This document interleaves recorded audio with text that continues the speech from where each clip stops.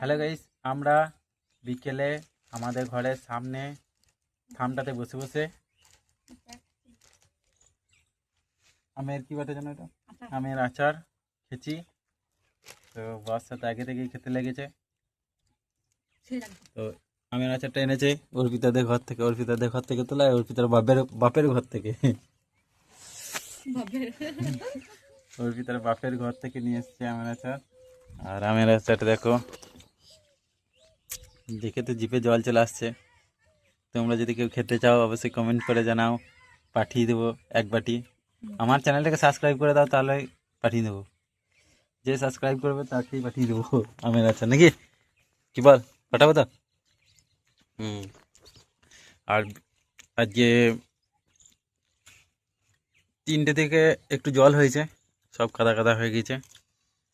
তো বাইরে বসে থাকতে বেশ মজাই লাগছে, ঠান্ডা রয়েছে, মানে গরমটা নাই। দাও আমাকে আচার ভরে এখানে। এখন খেতে তোদের চুংড়ি করে হতো না।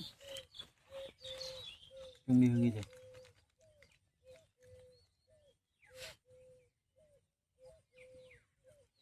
বেছে পেছে না যে এটা দিলে কে জানে।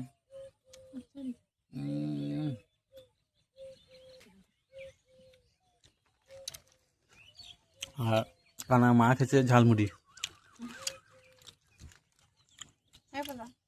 কানার মা বস এখন খেয়েছে। দেখো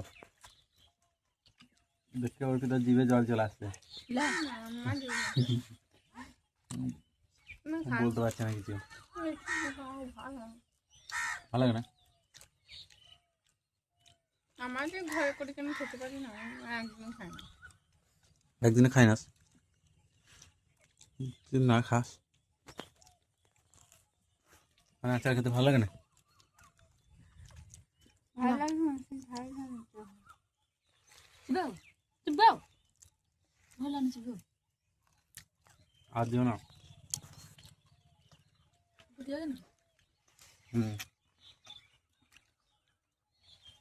মজা। হ্যাঁ আচ্ছা